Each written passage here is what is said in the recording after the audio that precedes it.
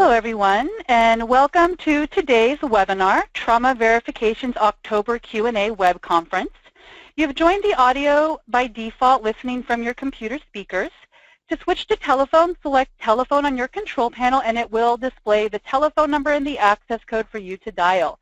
If you're having issues hearing, please send a message in the questions pane and I will assist you. I would now like to introduce Molly Lozada, Trauma Verification Program Manager. Thank you, everyone. I'd like to introduce our team for today. So it's going to be myself, and Rachel is out, but I have Julia McMurray, who is the Operations Manager, who will be stepping in for Rachel. Hello. So I just want to remind folks about our continuing education. To qualify for CE, you must attend at least 15 minutes of this webinar. An email will be sent to all attendees who qualify for CE within 24 hours of the webinar, ending with instructions on how to claim CE. If you have any questions, please feel free to email me at the cotvRC@facs.org. The goal for this webinar is to interpret the standards outlined in the Resources Manual for Optimal Care of the Injured Patient Manual to ensure that hospitals have an understanding of the criteria to provide quality care to the injured patient. Understand the processes and standards involved in an ACS Trauma Verification site visit and how following these will positively impact the quality of care of the injured patients at your trauma center. So let's get started. So for some folks who are new to the webinar, I just want to let you know to go ahead and use your Resources Manual, or as we refer to it as the Orange Book. You can also obtain a copy of the Orange Book on the PDF on our website. The link is down, listed below. Most of the current, I'm sorry. So just want to also reiterate, we just released a new clarification document. If you have not yet received it, I think it's stuck in our server, and I'll go ahead and be looking into that after this webcast. So any changes or any clarifications to the standards is going to be noted in the clarification document. Any changes to a standard is going to be listed in the verification change log. As I stated, we did post those new versions on the website, so they are available as we speak, but I will be sending an email shortly after. Recordings of the webinar will be available within a week of this session, and they can be located on our resources webpage. Past recordings are also posted on the web page. So just a quick disclaimer, all questions are pulled directly from the questions that are submitted to the portal. There have been no edits or corrections made to any of the questions, that being misspellings. If your question is not answered today, the question is either a duplicate or requires more information and will receive a response within a week after the webinar. Any unanswered questions will be answered within a week of the webinar. Also want to state that if there's anything we need to clarify, I will then follow up with you post our web conference. Just a few announcements. For you folks, TQIP is still available for registration online. If you have not yet registered, it's still available. And if you are going to attend, there's still registration on site. So there's information about the hotel, the shuttle, the conference agenda on the web link that you see there. If you have any questions, you can certainly email the TQIP meeting site and the ACS TQIP meeting at facs.org for more information. A few more updates.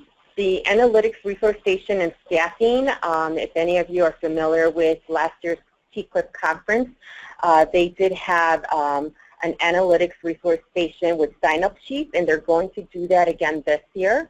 They are in 10-minute sessions that will be located in the registration area. The hours, as you see here, will be posted. I will iterate that it's a first-come, first-served basis, so there are going to be sign-in sheets. So if you're interested in meeting with any member of the team, please go ahead and do that upon your arrival. The TQIP quarterly call for data will open November 1st, 2016, so I just wanted to announce that. Yeah. So on the topic of that TQIP call for data, Please keep in mind that this is the last call for data prior to us gathering that data for your next report. So please ensure that you can submit your data before the December 1st deadline so that you have the most recent TQIP data included in your next report. Thank you, Julia. Next webinar will be November 18th, the next webinar will be December 7th. Because November, as you know, with TQIP and the holidays, we're just going to have one webinar between November and December, and we're going to make that December 7th. And the cutoff date for the questions is going to be November 18th. Time will be 11:30 to 12:30 standard time. Scheduling reminders, I'm going to go ahead and ask Julia to speak to this. Thanks, Molly.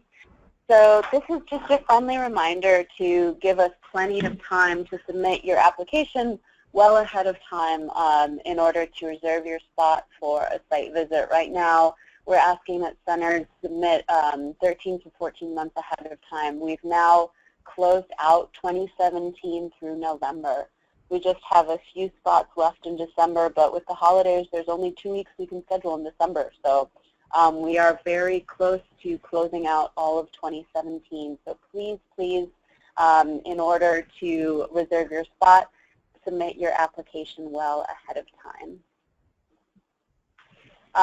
Another reminder about payment. So we are asking that you no longer submit payment with your application 60 to 90 days prior to your visit. Your center will receive an invoice for your quality program fee, and that fee includes both your site visit and TQIP, as TQIP is mandated come January 2017 for all centers who are ACS verified. And then after that, your center will be invoiced annually on that for the remainder of your verification cycle, and that will be just the annual fee.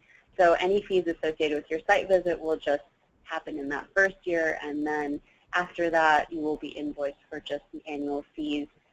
If you have questions about the fee structure, what the price will be for your next visit, please visit our website first, and then if you have further questions, we'd be happy to answer them if you send us an email to cotvrc@facs.org.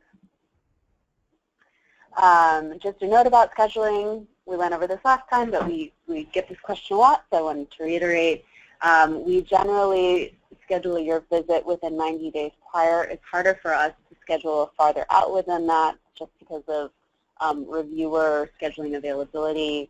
Our surgeons and nurses are not generally aware of their clinical schedule and responsibilities farther out than that. So we try and schedule your visit as soon as we can when we have all of the information available and within your preferred time frame.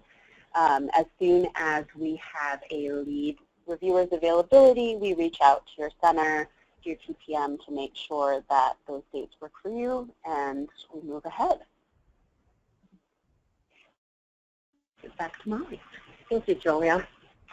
So I had a couple of questions regarding what is expected during a chart review for a level 3 trauma center, but really this would be true of a level 1, level 2, level 3, and any combined trauma center. So in this particular case, it's a trauma center that is currently a level 3, but will be applying for a level 2 for their next visit. And there really is no difference, especially when it comes to case reviews. The exception would be, as it says here, is that because they are currently a level 3 trauma center going for level 2, the expectation is that they must meet all the level 2 standards. So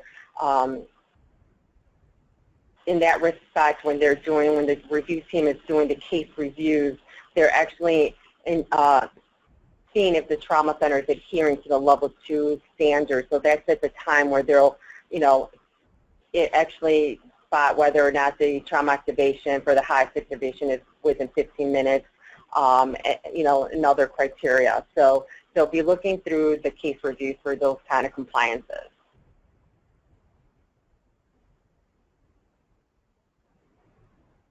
So another question that I received was an on-site review. What does it look like? How long is the team going to be present? Does it vary? Is there a difference between verification, re-verification, consultation? And really between a verification and re-verification, there are no differences. Verification just really signifies that it's a first-time trauma center that is undergoing verification or possibly has lapsed in their verification for whatever reason. So we just title it re-verification. So the standard team is 2 trauma surgeons, and if it's a pediatric trauma center, that will have 1 pediatric surgeon and 1 trauma surgeon, adult trauma surgeon, as we refer to it here. Again, if it's a consultation visit, there's no pass or fail on a consultation visit. It is just what it is. We come in, we provide guidance to what you currently have established at your trauma center. The team consists of 2 trauma surgeons and a nurse reviewer. For pediatric trauma centers, that will be 1 adult trauma reviewer and 1 pediatric reviewer, and we will definitely send a pediatric nurse reviewer if available. And I do want to stress that if you're in a state that requires additional reviewers, just because it's written into your state regulations such as Texas, Missouri, Delaware, you are required to have additional reviewers such as an emergency physician reviewer and a nurse reviewer for the verification, re-verification visit. Alternate pathway is an additional reviewer for that specialty seeking the alternate pathway. So continue on. I was asked, what does a review look like? What is the setup for the review, like on the first day and the second day?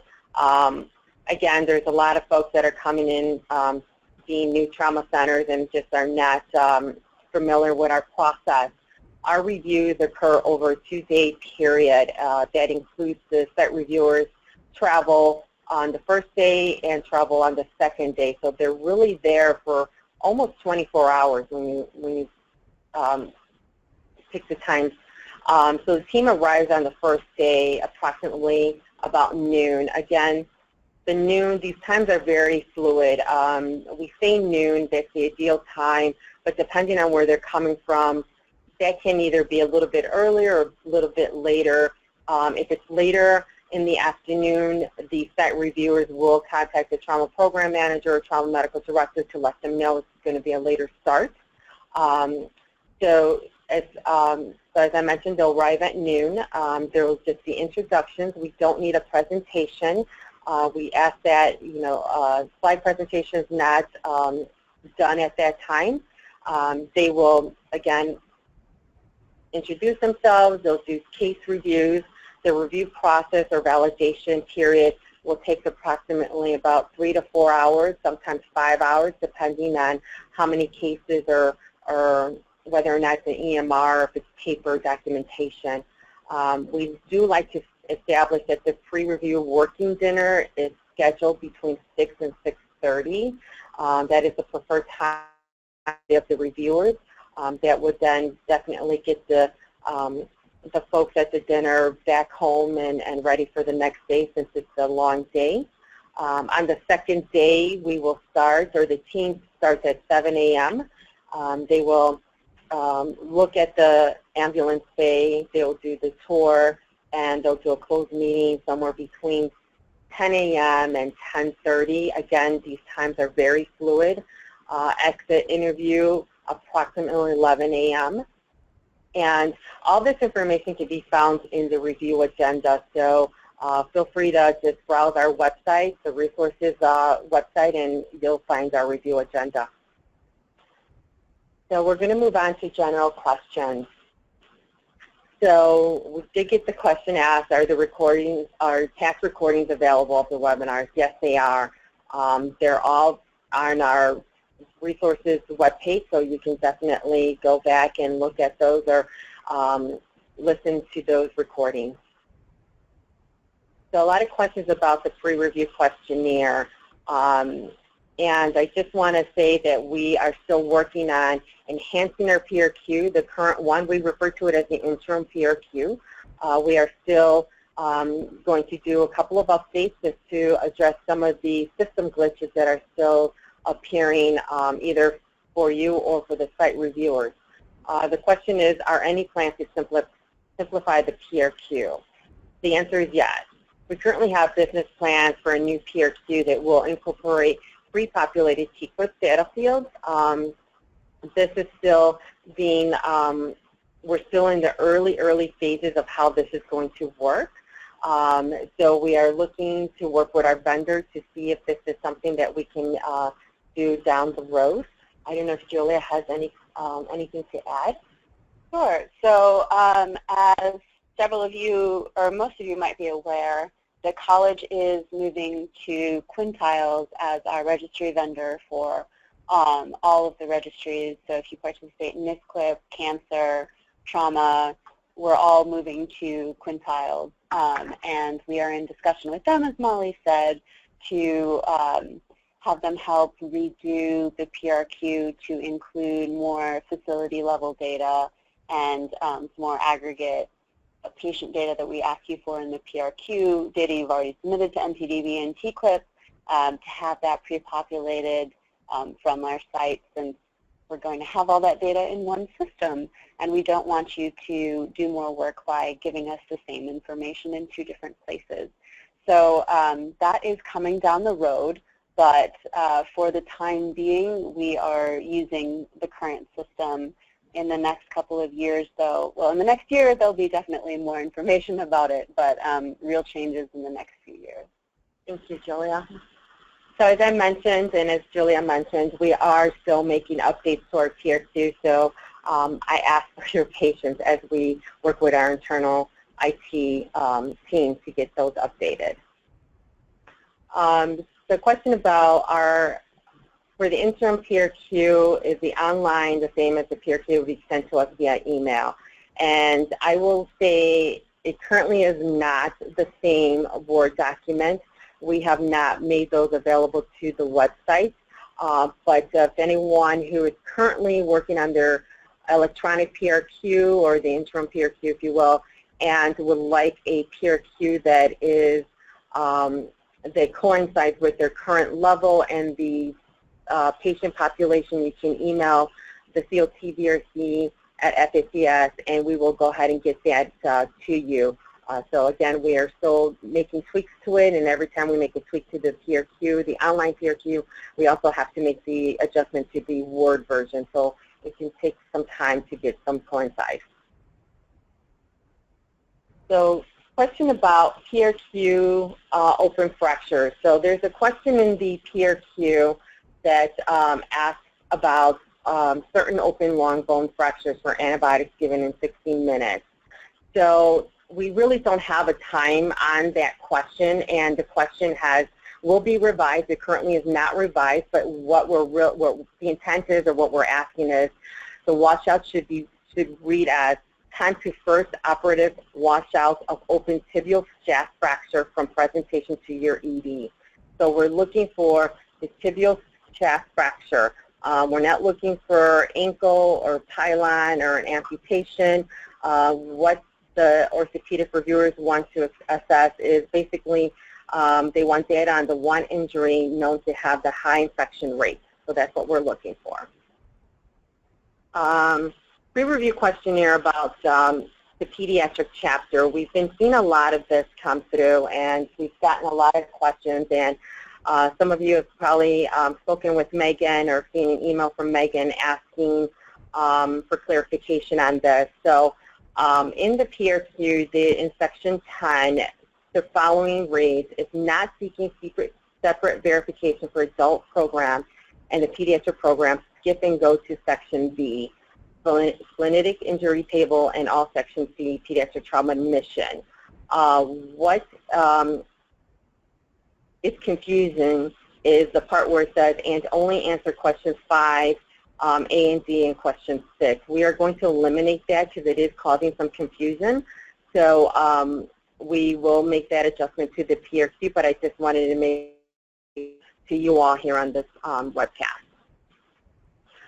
Again, a little bit more about the adult versus pediatric data, again, because it tends to be a little confusing. So adult trauma centers who are only admitting adult trauma patients, you do not need to complete the pediatric trauma surgery section. As a matter of fact, it should not display. If you are seeing it display, we ask you to go ahead and email me or Megan at the COTVRC at the FACS box and just let us know if you are seeing that, if you are only treating adult patients. Adult versus peds data. So for those trauma centers that are not seeking pediatric verification but do admit adult and pediatric patients, we do want you to answer the splenetic table and the pediatric trauma admissions. Again, we just want pediatric data. So in section 2, where we're asking for your ISS, trauma admissions, your non-surgical, etc., we do want you to answer that with both the adult and pediatric data, and then when we get to section 10, we only want just the pediatric data. Sorry about the confusion, but we will hopefully make that clear in the next edits of the PRQ. So I'm going to transfer this to Julia. Thanks, Molly. Happy to tag in. So back to the TQIP conference. So there is a section in the TQIP hospital participation agreement that requires hospitals to provide funding for staff to attend the annual conference. We understand that not everybody will be able to attend every year, so we are not penalizing centers who aren't able to attend the conference each year, but we do ask that your hospital make the best effort to send people whenever possible. We do feel that this conference has value, and we hope that you do too. However, we're not going to penalize your center if you aren't able to attend every year. And as a little plug, our very own Molly Lozada will be at the TQIP conference at the Committee on Trauma exhibit booth. And the exhibit days, I believe, are on Sunday and Monday. So Molly will be there helping out and then staffing the booth. If you have any questions for her or just want to come say hi. We're also selling orange books and data dictionaries at the TQIP conference. So if you would like a physical copy of the orange book, that will actually be sold at registration, but Molly will be happy to talk to you about it. And she'll have a display copy at the booth with her there. TQIP report ID. So we got an email question saying, this is the first time we have been asked for the facility TQIP report ID. Can you talk about how this ID will be used? And I believe this question is referring to the field on the application for a site visit, asking you to list your TQIP report ID. If that was not what you're asking about, please send us an email to cotvRC@facs.org and give us a bit more detail about what you're talking about, and we'd be happy to answer the question correctly. But in case that is the ID that you're referring to, we're asking for it on the application because it allows our staff to easily identify whether or not your hospital is in TQIP and meets CD 15.5. So if your hospital is currently in TQIP, we just note it and then continue on with the process. If you are not in TQIP, we then notify our colleagues in TQIP so that they can reach out and get you started on the enrollment process to make sure that we take care of that CD before the time of your site visit. And then this question asks, what role will the TQIP report play in the verification site visit? We get this question a lot. So CD 15.5 just requires that a hospital be enrolled in TQIP at the time of their site visit.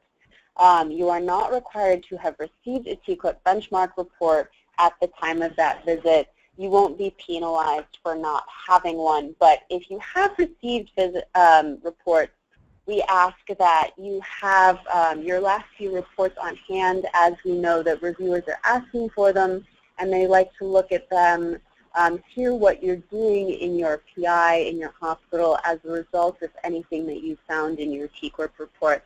So they're just a good tool to add to show what PI initiatives you've undertaken at your hospital. But you are not penalized or lauded for the results of your TCRIP reports alone. Really, the verification visit is to look at the big picture. So we're not using your TCRIP reports in any punitive manner or to give you a gold star if you're a low outlier. What we do provide to reviewers before your visit when you're in TQIP is a summary of your TQIP results with primer on how to read the TQIP reports and what they mean and how your hospital has done over time, just so that the reviewers are generally familiar with TQIP and their own hospitals are in TQIP, but just to give them a high-level view of how your hospital's TQIP performance has been over time, and then it's on the center to go into more detail if you are asked about it. But to reiterate, the only actual requirement is that your hospital participates in TQIP. Thank you, Joanne. So I had a question about adverse events. This is a little specific. So the question was, one of the categories for medical records to review during a site visit is adverse events and or death in the SICU or unexpected return to the SICU or OR. And the question was, what qualifies an adverse event? Would this include all NTDD complications such as DAP, VAS, unplanned intubation, or AKI, or does adverse event indicate something more severe?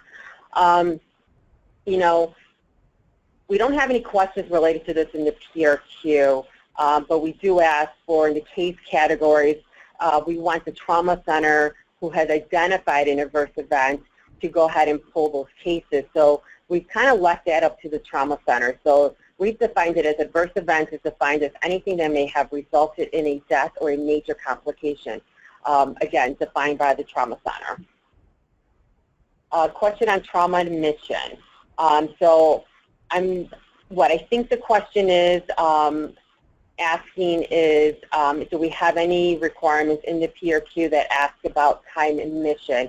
I will say, if this is not what your question or what you intend the question to be, please email me at cotvRC@facs.org, and I will go ahead and, or you can clarify that for me. But there are no questions in the PRQ that ask about time, so I'm sorry that I could not, if that's not the answer, but if it's, if you can clarify that a little bit more, I'll be happy to answer that. A couple of questions about the PRQ questionnaire and the ICD-10 codes. So the question is, can you provide ICD-10 codes for questions in the PRQ, for example, isolated hip fractures or complex pelvic? So for verification, the injury codes are not defined. We will take this into consideration for the next revision of the PRQ. So there was a question, I believe, in the last month that asked if we are going to convert the PRQ to ICD-10s, and I did provide a table at that time, so that it will be up to the trauma center to go ahead and make that transition. So currently the PRQ is set up for ICD-9 codes, but we definitely will look into making revisions for the ICD-10 codes. Question about the reporting structure for the trauma program manager, and I've had a lot of questions about this, and unfortunately we don't have this in the Orange Book of how that should be. The requirement that we have, or the reference that is made in the Orange Book, is the expectation is that the trauma program manager has oversight and authority of the trauma program. So if that's under the ED nurse, or in some cases this varies from trauma center to trauma center, so they could be under the trauma service or they can be under the emergency services. So as long as the trauma program manager has oversight and authority of the program, that's acceptable. Question about the ISS and where can that be documented, or where should it be noted? So, and again, this is going to vary from trauma center to trauma center. The ISS is not required on the HMP. I think some centers do put it on the HMP, others put it on their flow sheet, others just have it documented somewhere in the case review. So when the site reviewers come on site and they're doing their case reviews, they're going to ask what the ISS is for that case. Again, I've seen it done multiple ways. I've seen it just charted on a face sheet, if you will, for the cases that are going to be in that category. So that's just going to be determined by the trauma center. So we're going to move on to CD-related questions. So the question about the registrar, Tammy and I have seen this question come up a lot. And the question is, will the VRC change the trauma registrar FTE requirement with the additional burden of ICD-10 and CPRIP data points? Excellent question. Tammy and I talked about this in length yesterday. And we're going to look into this for the next rewrite of the resources manual.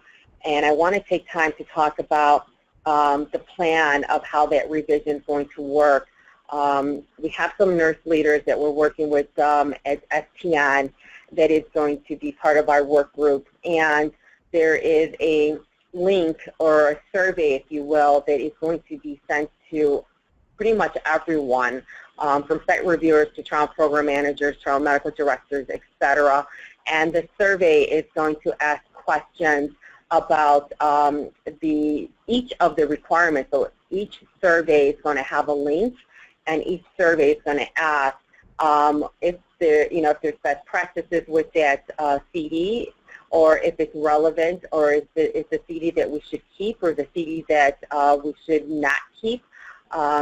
So I encourage everyone that's listening, once you get this link, to please give us your feedback on this, because that's where we're going to make that's what's going to impact the changes going forward on whatever color the next book is going to be. So again, there's a survey that we are working on. We actually did a beta test with a couple of our nurse leaders. We're going to go ahead and finalize that and send that out to everyone who's currently a TQIP center or a Verify center, or coming up as a Verify center. And that link will allow for you to provide some feedback on thoughts about changing or keeping requirements. And this is one of the areas we know we've gotten a lot of feedback on. So your input is important to us, and we definitely want you to answer that. So I had a question about minimum criteria for full trauma activation. So there is a section, there is one of the criteria that talks about confirmed blood pressure. And what I want to say is that those, the minimum criteria that you see on page 38 in the orange book is taken from the CDC field triage. So the confirmed blood pressure means obtaining the accurate blood pressure in the field. So basically we want to make sure that that is accurate at the time the patient is presented to your trauma center. So that's where that came from. Question about limited tier. I'm not seeing many trauma centers who do not have a mid-level activation or second tier, if you will. It's rare, but it's not a requirement. I think the important thing to take out of this is that there has to be clear, defined response expectations for the trauma surgeon to evaluate those patients that don't meet the highest tier activation, and to look at the over and under triage and ensure that it doesn't go over the 5%, because otherwise you're teetering on a deficiency. So the person who submitted this question, I'd be happy to have further dialogue with you offline if you have any further questions. A couple of updates from our recent clinical congress. We just met last week, and the VRC meeting was very productive, so we had some updates that came out of that meeting. And this is not in the current edition of the clarification document or the change log. That'll be in the next edition, because again, this just came out. So this is exciting news for a lot of trauma centers, because this is one question I'm constantly asked.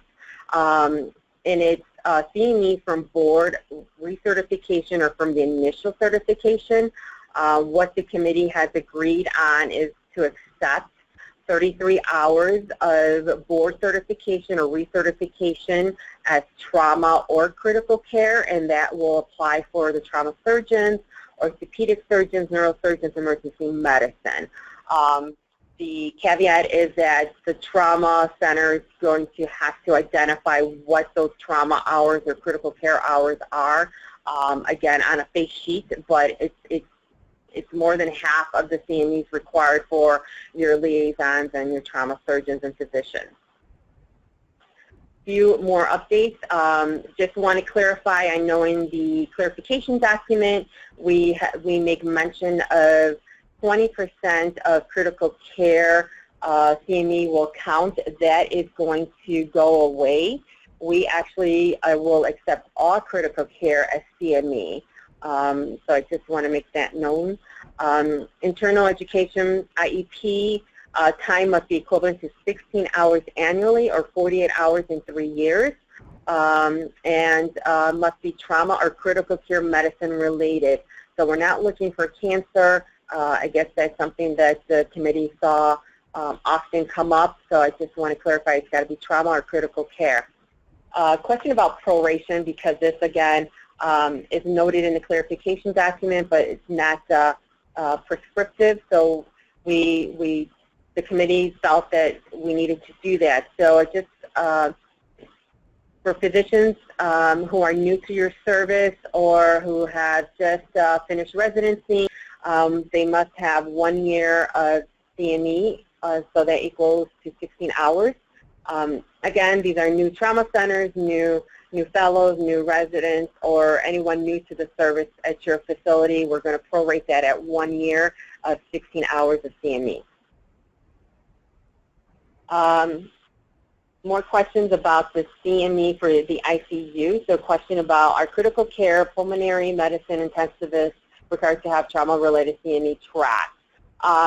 As I mentioned before, there are no standards specific to intensivists. I know a lot of trauma centers have them on their service, but if they're used to provide coverage for trauma patients in the ICU, they are expected to meet the same standards as the other surgeons. So that's either have external CME or they can have internal education process. So that's going to be dependent on how you want to regulate that. Questions about CME for pediatrics. So this actually, I'm not going to read the entire question, but it talks about the ICU liaison and the 20% that I just mentioned. So the 20% that's in the clarification document will be eliminated. I'm going to remove that from the next edition because we will accept all critical care CME as trauma related or to count towards your CME. So for level 1 trauma centers, whether adult or pediatric, there must be a separate ICU liaison from the TMD. In this scenario, the ICU liaison must accrue 48 hours of the critical care CME or trauma. All other ICU physicians treating trauma patients must also have either the external or through an internal education process. So it could be either or it could be a combination. If you do a combination, I strongly encourage you to do a face sheet or a cover sheet to identify what is internal and what is external. CME pediatrics.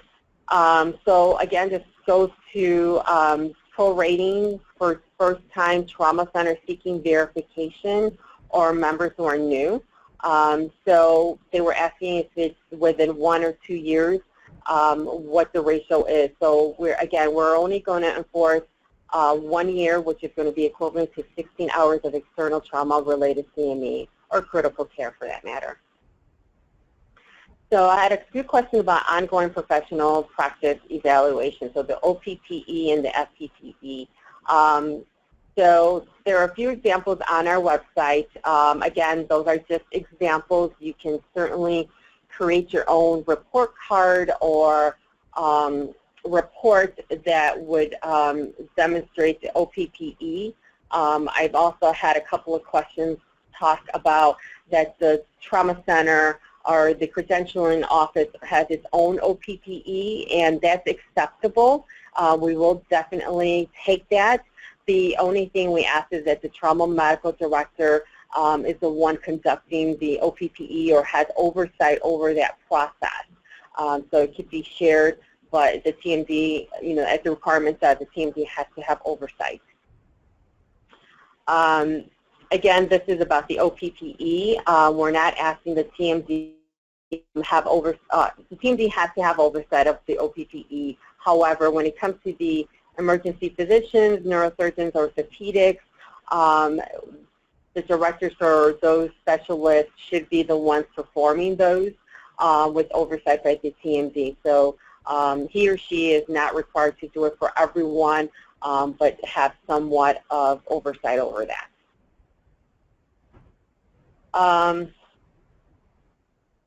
Limited tier response. So this comes up quite often, as many of you know, about the second tier activation and what is required as far as response times. The verifications made it very clear that we're not going to establish a time. We have made that to be defined by the trauma center. So for the limited tier team activation, most centers have anywhere between 2 to 6 hours, and again, it depends on what injuries and what your expectations or what your policy is for your limited tier, and whether or not you're adhering to that during a site review. And again, it can range anywhere from 2 to 6 hours. And the most important thing is that, that the trauma center follow those metrics, follow your policy through your PI process. So question about on-call surgeon and the backup call schedule. So had a couple of questions about this recently. So someone wants us to talk about the ACSU and the on-call trauma surgeon also covering another service at the same time. And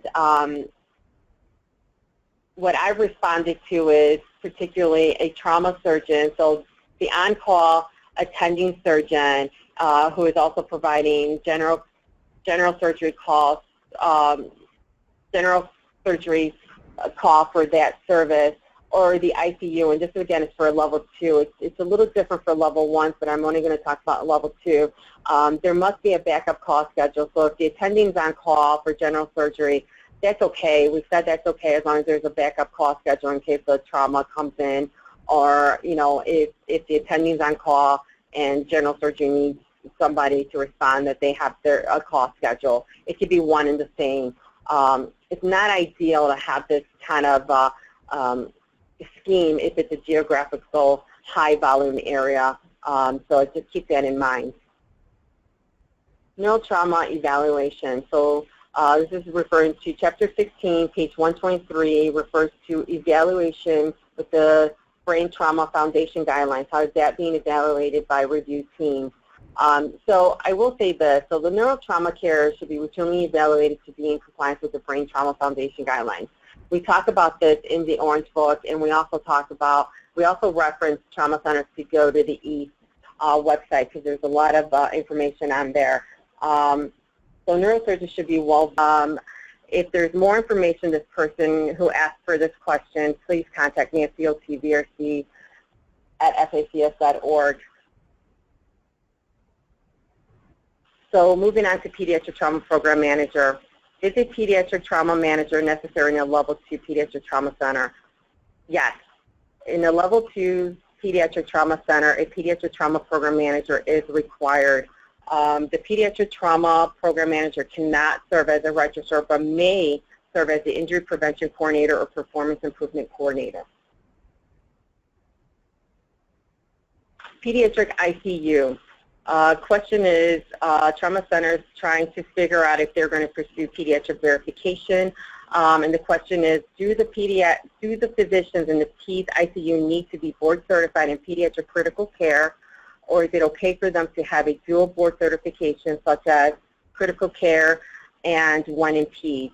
The physicians and surgeons working in the pediatric ICU must be board certified in general surgery. They are not required to be board certified in pediatric critical care or critical care at all. So having dual boards in critical care and pediatrics is acceptable. Question on peer review attendance. We have ortho and anesthesia groups that only do single system injuries. We do collect CME from them. Are they required to attend trauma committee meetings? If so, would it leave and supplies? So it's come up a lot for level 1 and level 2, 3 trauma centers orthopedic surgeons on the trauma call must acquire either CME or through an internal education process. CMEs are not required for the anesthesia or radiology.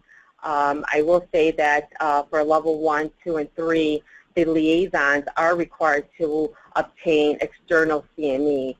The other panel members can do either CME or through an internal education process. The orthopedic and anesthesia liaisons or any of the other liaisons are required to attend at least 50% of the peer review meetings. A predefined designated alternate may attend in their place.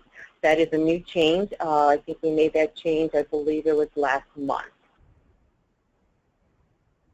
Question about operating room, in-house OR crew recommendations. You know, again, staffing is going to vary between trauma centers. The expectation is that an operating room must be adequately staffed and available within 15 minutes out of the level 1 and level 2 trauma center. I think I recently had someone ask if it could just be a scrub and a tuck. And my response is the best method is if you're going to have them in-house, that's the best method. But if you're going to track it from outside the facility, you have to ensure that each member of the OR team who is responding outside the hospital is meeting the response time of 15 minutes. There's no variance to that.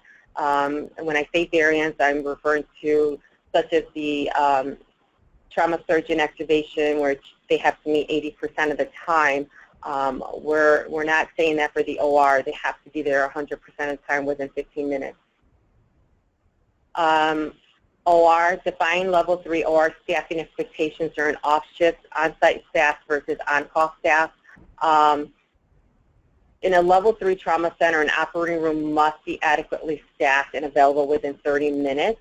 So, you know, if it's an on-call team that's used, you have to ensure that its timeliness must be ensured to start operations. The response time is continuously monitored through the PIPS process, and that measures must be implemented to ensure optimal care. So we're not saying they have to be in-house. They just have to be available within 30 minutes. ICU coverage. CD 1160 reference responsive providers to the ICU. What does this look like? What is being asked to be monitored? For all levels, the PIPS process must document that timely and appropriate ICU care and coverage are being provided. So coverage can be met with the trauma surgeon, intensivist, or PGY 4 or 5. So basically, these are any patients that you have in the ICU that has just taken a turn for the worse, and we just want to ensure there's someone that is immediately available to respond to that patient. So again, that could be met with a trauma surgeon, intensivist, your attending, PGY 4 or 5 resident. Questions about other surgical specialists required for level 2. There's no change to this. This is, we've talked about this for the last several webinars. For level 1 and 2 trauma centers, microvascular, vascular surgery, ENT, OMFS, and thoracic surgery must be available at all times within a predefined time of notification by the surgical trauma team. Patients that require specialty care, such as replantation or burn care, may be transferred. These transfers must be reviewed through the PI process. I know in the clarification document we've added language to the microvascular. I just want to say that for any of these services, that's your surgery, ENT, OMFS, plastic, microvascular, they are not required to be in-house. What is required is that they are available at bedside when the attending requests a consult. So that is the expectation. Advanced practitioners. They want clarification, having maintaining current ATLS for mid-levels that work in the emergency department. Again, this is noted in the clarification document.